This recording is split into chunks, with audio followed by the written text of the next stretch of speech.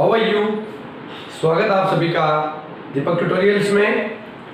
Chapter surface chemistry की आज ये चौथी क्लास है। जो प्रीवियस 3 क्लासेस हुई है सरफेस केमिस्ट्री की, उसमें हम लोगों ने देखा एड्सॉर्प्शन के बारे में, अधिशोषण क्या होता है, उससे रिलेटेड कुछ डेफिनेशंस, उनके अंदर डिफरेंस, और उसके बाद में हम लोगों ने जो फिजिकल एड्सॉर्प्शन और केमिकल एड्सॉर्प्शन है उसमें बेसिकली क्या डिफरेंस होता है वो डिफरेंस देख लिए। और उसके बाद जो हमारी प्रीवियस क्लास थी उसके अंदर हम लोगों ने एक बहुत इंपॉर्टेंट टॉपिक ये देख लिया कि किस प्रकार से जब हम टेम्परेचर को इंक्रीज करते हैं तो एड्सॉर्प्शन का प्रोसेस डिक्रीज हो जाता है। इस चीज को प्रूव करने के लिए थर्मोडायनेमिक्स किस टाइप से हमारी हेल्प करती है वो चीज हम लोगों ने देख ली। आज की इस क्लास में हम लोग एक और इम्पोर्टेंट टॉपिक सरफेस केमिस्ट्री का ही डिस्कस करेंगे। जैसा कि आप लोग टाइटल में देख चुके हो, आज की इस क्लास का हमारा जो टॉपिक रहेगा वो है फ्रेंडलिक एड्सॉर्प्शन आइसोथर्म्स। इस टॉपिक के बारे में आज हम लोग बात करेंगे। इसको हिंदी में हम लोग बोलते हैं फ्रेंडलिक अधिशोषण, फ्रेंडलिक अधिशोषण समतापी। तो स्टूडेंट्स, आज की हमारी क्लास का टॉपिक है फ्रेंडलिक अधिशोषण समतापी या फ्रेंडलिक एड्सॉर्प्शन आइसोथर्म्स। देखो ये भी एक छोटा सा ही टॉपिक है, लेकिन आज की इस क्लास में हम लोग केवल सेपरेटली इस टॉपिक को ही डील करेंगे। क्यों? क्योंकि लास्ट जो प्रीवियस क्लास थी अपनी थर्मोडायनेमिक्स इन एड्सॉर्प्शन, वो एक इंपॉर्टेंट टॉपिक था। उसी टाइप से ये भी एड्सॉर्प्शन का एक अलग से इंपॉर्टेंट टॉपिक है जिसको आप लोगों को सेपरेटली ही पढ़ना चाहिए। ठीक है, तो हम लोग आज की हमारी क्लास को स्टार्ट करते हैं। क्लास स्टार्ट हो रही है उससे पहले आप लोग हर रोज की तरह अपनी नोटबुक, पेन, जो भी आपका स्टडी मटेरियल हो, बुक वगैरह, उसको लेकर के बैठिएगा और जो मैं चीजें आपको बताता जा रहा हूं उनको नोट करते चलिएगा। ठीक है, तो आइए स्टार्ट करते हैं हमारी आज की क्लास का टॉपिक फ्रेंडलिक एड्सॉर्प्शन आइसोथर्म्स। देखो क्या है ये चीज। फ्रेंडलिक नाम का एक साइंटिस्ट है फ्रेंडलिक। उसने प्रेशर और एड्सॉर्प्शन के प्रोसेस के बीच एक रिलेशन दिया था। उस रिलेशन को ही हम लोग फ्रेंडलिक एड्सॉर्प्शन आइसोथर्म्स कहते हैं। देखो प्रीवियस क्लास के अंदर हम लोगों ने पढ़ा था टेम्परेचर का एड्सॉर्प्शन के साथ रिलेशन। टेम्परेचर इंक्रीज करोगे एड्सॉर्प्शन डिक्रीज होगा, और थर्मोडायनेमिक्स ने इस बात को प्रूव करी थी। उसी प्रकार से फ्रेंडलिक ने एक रिलेशन दिया था प्रेशर का एड्सॉर्प्शन के साथ, कि जब आप दाब बढ़ाओगे तो एड्सॉर्प्शन में किस प्रकार का इफेक्ट आएगा। ठीक है बात ये। अब हम देख रहे हैं कि क्या रिलेशन था वो। देखो सपोज मैं आपको एक एग्जांपल दे रहा हूं। ये आपके पास कोई एक कंटेनर है, बंद कंटेनर, जिसका वॉल्यूम ये पूरा वॉल्यूम होगा उसका। इसके अंदर इसका जो निचला सरफेस था यहां पर आप लोगों ने क्या कर लिया, एक मेटल का, एक धातु का पाउडर डाल दिया। यहां पर मैंने क्या कर दिया, एक धातु का, एक मेटल का पाउडर डाल दिया। सपोज ये प्लेटिनम जो मेटल है उसका पाउडर है। ये प्लेटिनम जो है ये अपनी सरफेस पर जो हाइड्रोजन गैस होती है उसको एड्सॉर्ब कर सकता है, अधिशोषित कर सकता है। तो हम लोग क्या करेंगे, हम लोग यहां से एक छोड़ दिया खुला होल, जहां से हम लोग क्या कर रहे हैं, H2 गैस को अंदर की तरफ फ्लो करवा रहे हैं। तो यहां पे हाइड्रोजन गैस क्या होगा, पड़ी रहेगी। और आपको पता है कि जो गैस होती है उसकी एंट्रोपी बहुत ज्यादा होती है, तो वो जो इसका वॉल्यूम होगा कंटेनर का, उस वॉल्यूम में आराम से क्या करती रहेगी, घूमती रहेगी। अब आप लोग देखिए कि जब ये गैस घूम रही है आराम से इतने बड़े कंटेनर में, जब इस गैस का पार्टिकल यहां पर आ जाएगा तो क्या होगा कि अधिशोषण की क्रिया हो जाएगी, यानी कि ये वाली जो मेटल है ये इस गैस को अपनी सरफेस पे एब्जॉर्ब कर लेगी। हो गई एब्जॉर्ब। अब वापिस से कोई कण दूसरा आएगा, यहां आकर के टच होगा, तब जाकर के एब्जॉर्प्शन का प्रोसेस होगा। अब जब कोई तीसरा कण आएगा उतनी देर में तो ये अट्रैक्शन वापस टूट जाएगा, ये कण वापस ऊपर चला जाएगा। तो कहने का मतलब इस कंटेनर के अंदर इस हाइड्रोजन गैस को इस प्लेटिनम की मेटल पर एब्जॉर्ब कराना कोई इजी काम नहीं लग रहा, हाल फिलहाल कोई इजी काम नहीं लग रहा। तो अभी हम क्या करते हैं कि यहां पर इस कंटेनर का जो ये सरफेस है, यहां पर मैं क्या कर रहा हूं, एक पिस्टन लगा दे रहा हूं। पिस्टन क्या होता है, आप लोगों ने साइकिल के टायर में कभी हवा डाली होगी, ऐसे पुश करके, वो ही पिस्टन है। अब इस पिस्टन से हम लोग क्या करेंगे, प्रेशर लगाएंगे। तो जैसे ही देखो मैंने प्रेशर लगाया, ये सरफेस क्या होगा बोलो, नीचे आ जाएगी। तो पहले तो ये गैस के जितने पार्टिकल्स थे वो सारे के सारे पार्टिकल क्या होंगे, इतनी दूर में रह जाएंगे। क्यों रह जाएंगे भाई, क्योंकि हम लोगों ने प्रेशर क्या कर दिया, कम कर दिया। अब ये वॉल्यूम क्या हो गया, कम हो गया। अब आप लोग सोच सकते हो, अगर वॉल्यूम कम हो गया तो इन पार्टिकल्स का इस मेटल की सरफेस पर आकर के एब्जॉर्ब होने की प्रोबेबिलिटी बढ़ गई, अधिशोषित होने की प्रवृत्ति बढ़ गई। तो हम क्या बोल सकते हैं कि जब हम लोग प्रेशर बढ़ाएंगे, ध्यान दीजिएगा इस बात पे, अब जब हम लोग प्रेशर बढ़ाएंगे तो एब्जॉर्प्शन का प्रोसेस क्या होगा, बढ़ेगा। तो P is proportional to absorption process. ये लीजिए, जब हम लोग किसी कंटेनर में दाब लगाएंगे तो अधिशोषण की क्रिया बढ़ जाएगी। बोलो समझ में आ गई ये बात। अब हम लोग क्या करते हैं, एक ग्राफ बनाते हैं प्रेशर और एब्जॉर्प्शन के बीच। तो देखिए ये हम लोगों ने एक ग्राफ पेपर लिया, यहां पर मैं ले लूं P और यहां पर मैं ले लूं x y m। x y m क्या है, तो देखो थोड़ा बड़ा लिख दूंगा, आई होप आप लोगों को दिखने में दिक्कत हो रही है। x y m को हम साथ में एब्जॉर्प्शन लिखते हैं। क्या लिखते हैं, एब्जॉर्प्शन। देखो एब्जॉर्प्शन की प्रोसेस में दो चीजें होती है, एक तो ये सॉलिड मटेरियल ये कितना है, दूसरी इसके ऊपर कितनी गैस आकर के या लिक्विड आकर के जमा हो रहा है। तो इन सॉरी स्टूडेंट्स, इन दोनों को साथ में x और n से दिखा देंगे हम लोग, तो x y m एब्जॉर्प्शन का प्रोसेस होगा। अब आप लोग देख सकते हो कि जब हम लोग प्रेशर को बढ़ा रहे हैं तो एब्जॉर्प्शन का प्रोसेस बढ़ रहा है। तो ये ग्राफ जो है इस टाइप से आएगा, आ रहा है। जब आप लोग प्रेशर बढ़ा रहे हो x y m बढ़ रहा है, यानी एब्जॉर्प्शन बढ़ रहा है। लेकिन यहां पर इस ग्राफ के अंदर एक दिक्कत आ जाती है, एक प्रॉब्लम आ जाती है जो हम लोग यहां से एक्सप्लेन नहीं कर सके। वो क्या है, तो देखिए जब हम लोग प्रेशर बढ़ा रहे हैं एब्जॉर्प्शन बढ़ रहा है। ये रिलेशन भी हम लोगों ने यहाँ पे लिख दिया कि भाई जब प्रेशर बढ़ाएंगे तब एब्जॉर्प्शन बढ़ता जाएगा, ग्राफ भी बता रहा है। लेकिन एक्चुअल में x y m और p के बीच का ग्राफ ऐसा नहीं बनता। वो कैसा बनता है, तो वो ग्राफ बनता है कुछ इस टाइप से। अब देखो जो मैथमेटिक्स के स्टूडेंट है वो तो समझ जाएंगे, हो सकता है बायोलॉजी के भी कई स्टूडेंट को समझ में आ जाए। अगर नहीं समझ में आया तो कोई बात नहीं, ज्यादा माथापच्ची करने की आपको जरूरत नहीं है, मैं आपको यहाँ पर एक्सप्लेन कर दे रहा हूँ। देखिए इस एक्सिस पे आपने प्रेशर लिया है और इस एक्सिस पे आपने x y m यानी कि एब्जॉर्प्शन लिया है।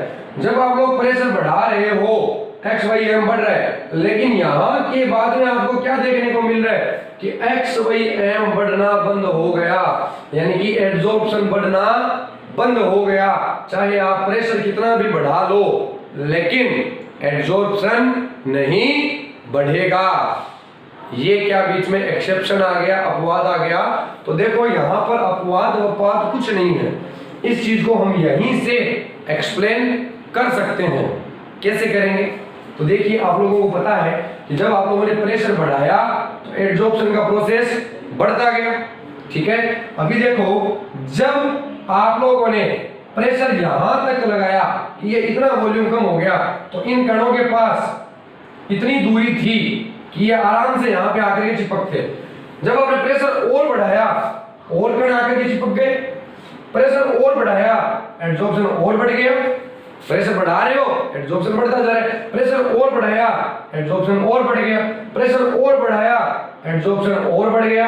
अब प्रेशर और बढ़ाओगे एड्सॉर्प्शन और बढ़ गया। अब आप देख सकते हो कि मेटल की जो सरफेस थी उस सरफेस के ऊपर, पूरी सरफेस के ऊपर क्या हो चुकी है, एड्सॉर्प्शन का प्रोसेस हो चुका है। अब आप प्रेशर चाहे कितना भी क्यों ना बढ़ा लें, क्या एड्सॉर्प्शन का प्रोसेस बढ़ जाएगा? बढ़ ही नहीं सकता। क्यों नहीं बढ़ सकता? क्योंकि जो मेटल की सरफेस थी उस पूरी सरफेस पे एड्सॉर्प्शन का प्रोसेस हो चुका है, अधिशोषण की प्रक्रिया हो चुकी है।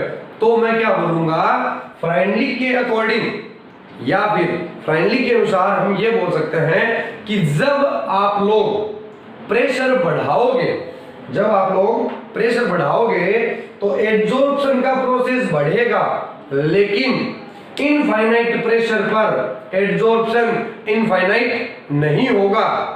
ठीक है, ऐसा नहीं है कि आप लोग प्रेशर को बढ़ाते बढ़ाते अनंत तक ले गए तो एड्सॉर्प्शन भी अनंत तक चला जाएगा, ऐसा नहीं होता। जब आप लोग प्रेशर बढ़ा रहे हो एड्सॉर्प्शन बढ़ रहा है, लेकिन इनफाइनाइट प्रेशर पे एड्सॉर्प्शन इनफाइनाइट नहीं होगा। एक प्रेशर ऐसा आएगा, एक प्रेशर ऐसा आएगा जब एड्सॉर्प्शन अपने हाईएस्ट वैल्यू पर पहुंच जाएगा, उसके बाद आप प्रेशर कितना भी क्यों ना बढ़ा लें, एड्सॉर्प्शन के अंदर बढ़ोतरी यानी इंक्रीज नहीं होना, जो आप लोग ग्राफ से देख सकते हो। तो कुछ ऐसा ही स्टेटमेंट था हमारे फ्राइनलिक भाई साहब का। समझ में आ गया आप लोगों को कि प्रेशर बढ़ाओगे तो एड्सॉर्प्शन का प्रोसेस बढ़ेगा, लेकिन एक प्रेशर ऐसा आएगा जब एड्सॉर्प्शन अपने हाईएस्ट लिमिट तक पहुंच जाएगा, उसके बाद आप लोग प्रेशर चाहे कितना भी क्यों ना बढ़ा लो, एड्सॉर्प्शन के अंदर इंक्रीज नहीं होना। तो इसका ग्राफ जब हम बनाएंगे ऐसे बना सकते हैं। देखो पहले जब P बढ़ रहा था x/m बढ़ रहा था, लेकिन उसके बाद यह एक स्ट्रेट लाइन पे आना स्टार्ट हो गया, देख सकते हैं आप लोग। ठीक है बात, इसको एक्सप्लेन कैसे करना है तो एक्सप्लेन हमने यहाँ पे कर लिया कि एक कंटेनर लीजिए, बंद कर दीजिए, उसके अंदर हाइड्रोजन गैस फ्लो करवाइए, नीचे आप मेटल का पाउडर ले लीजिए। यहाँ पर क्या होगा कि उस गैस का इस मेटल की सरफेस पे एड्सॉर्ब हो पाना बहुत मुश्किल होगा। क्यों मुश्किल होगा? क्योंकि वॉल्यूम बहुत ज्यादा होने के कारण और गैस की एंट्रोपी बहुत ज्यादा होने के कारण, एंट्रोपी आप लोग पढ़ चुके हो लास्ट क्लास में, गैस की एंट्रोपी बहुत ज्यादा होने के कारण वो पूरे कंटेनर में फ्रीली मुक्त अवस्था में गति करते रहेंगे। लेकिन जब हम प्रेशर बढ़ाते जाएंगे तो ये कण यहाँ पर आकर के एड्सॉर्ब ज्यादा होते जाएंगे। ठीक है, प्रेशर और बढ़ाया एड्सॉर्प्शन और ज्यादा हुआ, प्रेशर और बढ़ाया एड्सॉर्प्शन और ज्यादा हुआ। देखते देखते देखते क्या हुआ कि मेटल की पूरी सरफेस पर जो हाइड्रोजन गैस थी वो एड्सॉर्ब हो गई, अधिशोषित हो गई। अब आप चाहे प्रेशर कितना भी लगा ले, एड्सॉर्प्शन का प्रोसेस और नहीं बढ़ना। तो ये एक थ्योरी थी। समझ में आई बात कि फ्राइनलिक ने क्या कहा था, प्रेशर और एड्सॉर्प्शन में क्या रिलेशन दिया था। रिलेशन दिया वो मैंने आपको बता दिया कि प्रेशर बढ़ाओगे एड्सॉर्प्शन बढ़ेगा, लेकिन एक प्रेशर ऐसा आएगा जब एड्सॉर्प्शन अपनी हाईएस्ट लिमिट तक पहुंच जाएगा, उसके बाद आप चाहे प्रेशर कितना भी बढ़ा लो, एड्सॉर्प्शन में, अधिशोषण में वृद्धि नहीं होनी। ठीक है, तो ये हमने कुछ थ्योरी की बात कर ली जो फ्राइनलिक ने दी थी। अभी हम लोग कुछ मैथमेटिकली इक्वेशंस लिखेंगे जिनके बारे में आप लोगों को पढ़ना है। तो इसको एक बार आप लोग नोट कर लीजिए। अभी वापस हम लोग इसी के बारे में आगे स्टडी और करेंगे। तो स्टूडेंट, अभी हम लोगों ने जो फ्राइनलिक का मेन स्टेटमेंट था उस पर बात कर ली। अब हम लोग कुछ मैथमेटिकली टर्म्स के बारे में बात करने वाले हैं। तो देखिए, इसके लिए मैं वापस पहले आपको ग्राफ बना के दे दूं। देखिए आप लोग, यहां पर मैं लिखूंगा P इस डायरेक्शन में, ठीक है, और यहां पे अपन लिखेंगे x/m इस डायरेक्शन में। तो पहले क्या हो रहा था, स्ट्रेट लाइन, फिर ये लीजिए कुछ ऐसा ग्राफ, वापिस थोड़ा सही से बना दूंगा आप लोगों को, ज्यादा दिक्कत नहीं आएगी। ये लीजिए कुछ ऐसा ग्राफ है, आप लोग देख सकते हो कि यहां तक ग्राफ जो है वो बिल्कुल स्ट्रेट लाइन में पास कर रहा है, एकदम स्ट्रेट लाइन में, फिर यहां से थोड़ा कर्व स्टार्ट हो गया, ठीक है। अगर अपन किसी दो चीजों के ऊपर ऐसे ग्राफ बनाए, इधर मैंने ले लिया y, इधर मैंने ले लिया x, और अगर मैं इसको एकदम ऐसे स्ट्रेट लाइन बना दूं, तो इसका मतलब क्या है, आप जो भी पॉइंट ले लो, इस पॉइंट से जो वैल्यू आपको y एक्सिस पे मिल रही है वही वैल्यू आपको x एक्सिस पे मिलेगी। अगर किन्हीं दो चीज के ऊपर ग्राफ एकदम स्ट्रेट लाइन में जा रहा है, मतलब ये दोनों एक दूसरे के डायरेक्टली प्रोपोर्शनल है। समझ में आ गई बात? जैसे आप लोगों ने ओम का लॉ पढ़ा होगा, V प्रोपोर्शनल टू I, तो वहां पर कुछ ऐसा ही सिस्टम होता है, V I ग्राफ रहता है एकदम स्ट्रेट लाइन में, ठीक है बात। तो आप लोग देख सकते हो कि यहां तक एक अलग कंडीशन बन रही है। यहां तक अलग कंडीशन क्या है कि जितना आप प्रेशर बढ़ाओगे x/m उतना ही बढ़ता जाएगा, यानी कि x/m जो है वो प्रेशर के एकदम क्या है, प्रोपोर्शनल। मैं अब इस पूरे ग्राफ में, अब आप लोग एकदम ध्यान से इस टॉपिक को समझिएगा, आपको बिल्कुल दिक्कत नहीं आएगी। देखो यहां पे जो मैंने प्रेशर लिया है, इस प्रेशर को मैं 3 कैटेगरी में डिवाइड कर दे रहा हूं। पहला मैं लिख लूं लो प्रेशर, यानी कि निम्न दाब, एक तो मैंने ले लिया लो प्रेशर यानी कि निम्न दाब, ठीक है, ये लो, ये मैंने निम्न दाब ले लिया। नंबर 2 मैं ले लूं हाई प्रेशर। हाई प्रेशर का मतलब उच्च दाब, एक मैंने ले लिया उच्च दाब, और ये मेरे को इस ग्राफ के अंदर से ही चूज करना है, एक लो प्रेशर एक हाई प्रेशर। एक क्या बनेगा, हाई और लो के बीच का, जिसको मैं बोल दूंगा मिडिल प्रेशर। ये लीजिए मिडिल प्रेशर यानी कि मध्यम दाब। ये लीजिए, ये 3 प्रेशर मैंने यहां पर ले लिए। अब आप लोग क्या देख रहे हो कि इतना जो दाब है इसको मैंने ले लिया यहां तक वाले को, किसमें, निम्न दाब में। फिर यहां तक का जो है इसको मैं ले लूं मध्यम दाब में, और ये जो दाब है इसको मैं ले लूं हाई में। देख लो, ये यहां पर एकदम निम्न था, लो था, ये मिडिल प्रेशर हो गया, ये हाई प्रेशर हो गया। अभी मैंने आपको क्या बताया कि जब दो चीजों के बीच में ग्राफ एकदम स्ट्रेट लाइन में आए तो वो दोनों एक दूसरे के समानुपाती होते हैं, एकदम प्रोपोर्शनल होते हैं। यहां तक आप लोग देख सकते हो, वापिस बना दे रहा हूं, लाइन थोड़ी गड़बड़ हो गई, इसको कोर दे। ये देखिए यहां तक आप लोग देख सकते हो कि एकदम स्ट्रेट लाइन है, यानी कि x/m और p एक दूसरे के एकदम प्रोपोर्शनल होंगे। लेकिन यहां से क्या लाइन स्ट्रेट आ रही है, तो आप लोग देख सकते हो स्ट्रेट नहीं आ रही। देखो इसमें थोड़ा ढाल एक बन गई, यानी कि लो प्रेशर पर तो जो x/m है वो p के एकदम प्रोपोर्शनल है, लेकिन जो मिडिल प्रेशर है उसमें क्या है, x/m p के एकदम प्रोपोर्शनल नहीं है, उसकी कुछ पावर के प्रोपोर्शनल है। देखो स्ट्रेट लाइन नहीं आ रही। और आप हाई प्रेशर पे क्या देखोगे, हाई प्रेशर पे तो देखो x/m बिल्कुल ही बढ़ ही नहीं रहा, मतलब हाई प्रेशर पे x/m प्रेशर पे डिपेंड कर ही नहीं रहा। तो तीनों अलग अलग केस समझ में आ गए। लो प्रेशर पर x/m यानी कि अधिशोषण एड्सॉर्प्शन प्रेशर के पूरा प्रोपोर्शनल है, पूरा प्रोपोर्शनल है, पावर 1 के बोल दूं मैं, पावर 1 के प्रोपोर्शनल है। मिडिल प्रेशर पर x/m p के प्रोपोर्शनल तो है, लेकिन कितना, नहीं पता, उसकी कुछ पावर पे प्रोपोर्शनल होगा, उसकी कुछ पावर के समानुपाती होगा। और हाई प्रेशर पे तो x बाई एम पी पे डिपेंड करेगा ही नहीं। तो तीनों के अलग अलग मैं इक्वेशन लिख सकता हूं। वो क्या है, देखो लो प्रेशर पर x by M is proportional to p। ये लो प्रेशर, ये इतना इतना लो प्रेशर, ये इतना इतना मिडिल प्रेशर, ये हाई प्रेशर। तो लो प्रेशर पर x बाई एम पी के पूरा प्रोपोर्शनल है, और मैं बोल दूं कि p की पावर 1 के प्रोपोर्शनल होगा, तो कोई दिक्कत नहीं है। x बाई एम समानुपाती होगा p की पावर 1 के। चलिए हाई प्रेशर पे क्या है, तो हाई प्रेशर पे क्या है, क्या x बाई एम p पे डिपेंड कर रहा है, नहीं कर रहा है।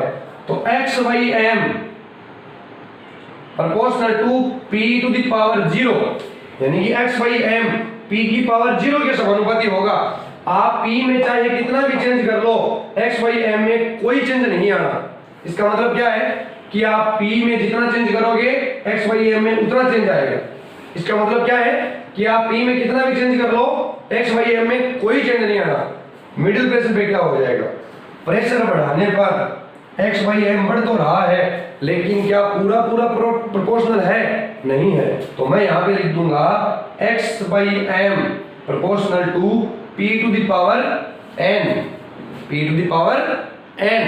अब इस n की वैल्यू कितनी होगी, तो देखो n की वैल्यू, ये प्रेशर इन दोनों प्रेशर के बीच में है, इधर p की पावर 0 है, इधर p की पावर 1 है।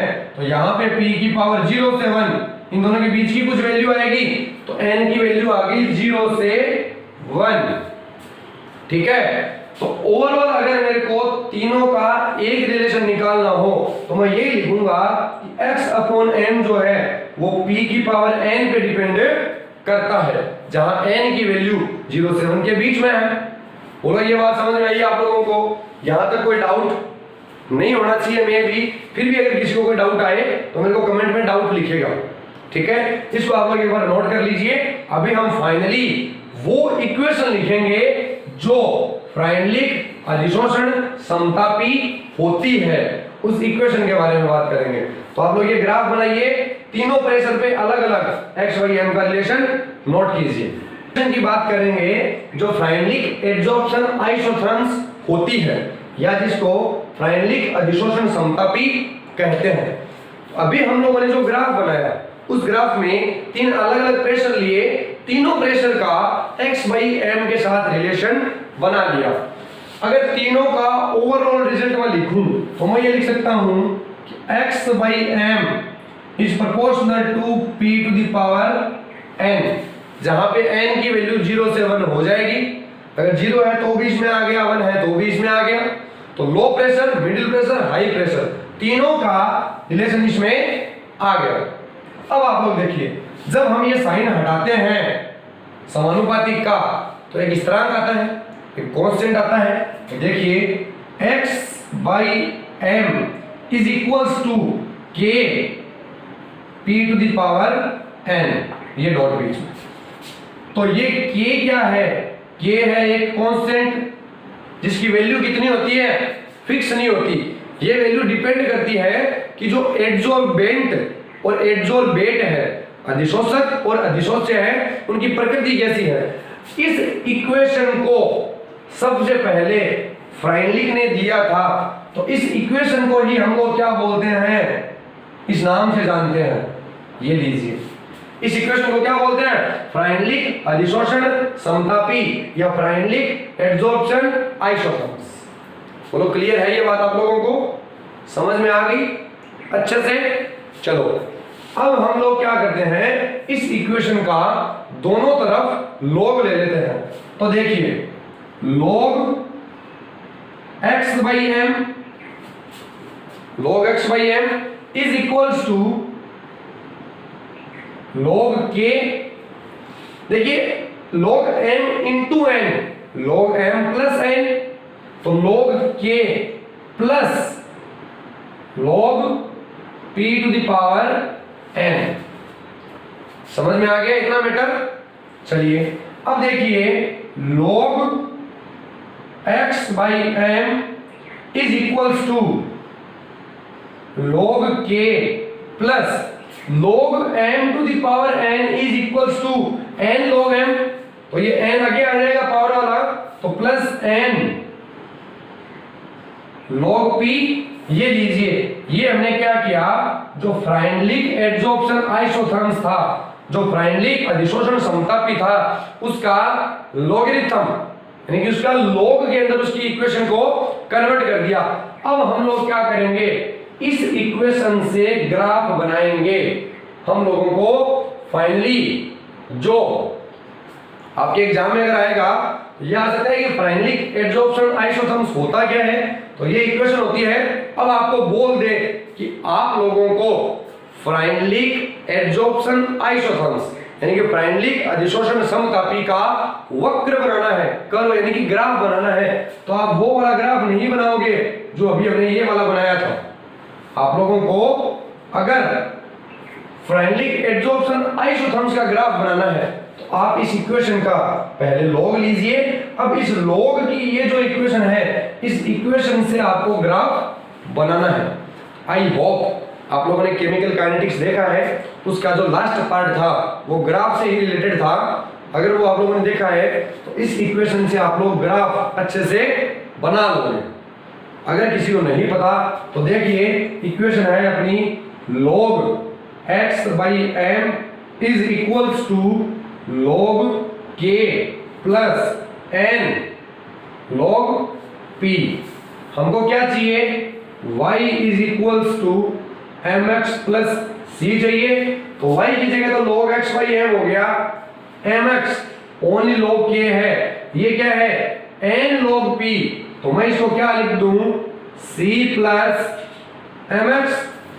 ये लो, c की जगह आ गया log k, y की जगह log x by m, x की जगह log p और m की जगह n। ये चीजें आ गई। अब आप लोग ग्राफ बना सकते हो अच्छे से। तो देखो, अगर हम लोग ग्राफ बनाए तो x एक्सिस पे क्या लेंगे, log p। log p का मतलब प्रेशर का लॉगरिथम, आपको प्रेशर ना लेकर के प्रेशर का log लेना है। और y एक्सिस पे log x बाई m, ये log x by m। x by m क्या होता है, अधिशोषण एड्सॉर्प्शन। तो प्रेशर और एड्सॉर्प्शन ना लेकर के उन दोनों का log ले लिया, ठीक है बात, कोई दिक्कत नहीं है। चलो, c की वैल्यू आ रही है log के, यानी कि पॉजिटिव वैल्यू है, पॉजिटिव वैल्यू है, ग्राफ ऊपर से बनेगा। और ये वाली जो वैल्यू आएगी ये होगा इंटरसेप्ट ऑन y एक्सिस, यानी कि y एक्सिस पर अंतःखंड, जो कि c की वैल्यू को बताता है। ये इक्वल होगा log k के, ये इक्वल हो गया log k के। अभी यहां से ग्राफ ऊपर जाएगा, नीचे आएगा कि सीधा जाएगा, तो m की वैल्यू है n, n है मतलब पॉजिटिव वैल्यू है, तो ये स्लोप आपका जाएगा ऊपर की तरफ। ऐसे ग्राफ ये बनेगा। अब अगर आपको इसके ऊपर इस प्रकार से कोई ढाल दे दे, एक स्लोप दे दे, तो आप बता सकते हो कि उस स्लोप की वैल्यू कितनी आएगी, n आएगी। ये लीजिए, तो ये हम लोगों ने इक्वेशन लिख दी फाइनलिक एड्सॉर्प्शन आइसोथर्म्स की, और उसका log लेकर के उसकी जो log की इक्वेशन थी वहां से हम लोगों ने ग्राफ भी खींच दिया। बोलो क्लियर है ये बात आप लोगों को। इसी को हम लोग, इस चीज को ही हम लोग क्या बोलते हैं, फाइनलिक एड्सॉर्प्शन आइसोथर्म्स। तो स्टूडेंट्स, आज की इस क्लास में हम लोग इतना ही पढ़ेंगे, कोई नया टॉपिक और इंक्लूड नहीं करेंगे, बिकॉज ये टॉपिक अपने आप में एड्सॉर्प्शन का एक इंपॉर्टेंट टॉपिक है। इस टॉपिक के साथ में कोई दूसरा टॉपिक इंक्लूड करके इस टॉपिक का सत्यानाश नहीं करना चाहते हम लोग। तो आज की क्लास में हम लोगों ने फ्रेंडलिक एड्सॉर्प्शन आइसोथर्म्स के बारे में देखा, जिसमें फ्रेंडलिक ने प्रेशर और एड्सॉर्प्शन के बीच में एक रिलेशन दिया था कि प्रेशर बढ़ाओगे तो एड्सॉर्प्शन बढ़ेगा, लेकिन प्रेशर को इनफाइनाइट कर देने पर एड्सॉर्प्शन इनफाइनाइट नहीं हो जाएगा। एक प्रेशर ऐसा आएगा जब एड्सॉर्प्शन अपनी हाईएस्ट लिमिट पे पहुंच जाएगा, उसके बाद आप लोग प्रेशर को कितना भी इंक्रीज क्यों ना कर दो, एड्सॉर्प्शन में कोई इंक्रीज नहीं आना। वहां से हम लोगों ने ग्राफ बनाया, उस ग्राफ से तीन अलग अलग रिलेशन देखे, लो प्रेशर पे, हाई प्रेशर पे, मिडिल प्रेशर पे। जो मिडिल प्रेशर का रिलेशन था वहां से ये इक्वेशन लिखी, इस इक्वेशन को फ्रेनलिक एड्सॉर्प्शन आइसोथर्म्स कहते हैं। इस इक्वेशन का दोनों तरफ लॉग लिया और लॉग लेकर के उस लॉग से हम लोगों ने ग्राफ बनाया, जो ग्राफ फ्रेनलिक एड्सॉर्प्शन आइसोथर्म्स का कर्व है, यानी कि ग्राफ है। आप लोगों से क्वेश्चन में अगर फ्रेनलिक एड्सॉर्प्शन आइसोथर्म्स का ग्राफ आए तो आप लोग ये ग्राफ बना करके आओगे, ठीक है। आई होप मैंने मेरा पूरा 100% दिया है इस टॉपिक को आपके सामने एक्सप्लेन करने के लिए, और आप लोगों को आई थिंक समझ में आया होगा टॉपिक। फिर भी अगर किसी स्टूडेंट को किसी भी प्रकार का कोई भी डाउट आए इस टॉपिक में तो कमेंट के अंदर अपना क्वेश्चन डालिएगा, मैं आप लोगों को श्योरली उसका आंसर दूंगा। आज की इस क्लास को हम लोग यहीं पे स्टॉप करते हैं, मिलेंगे हम लोग नेक्स्ट क्लास में। तब तक के लिए bye bye and thank you for watching.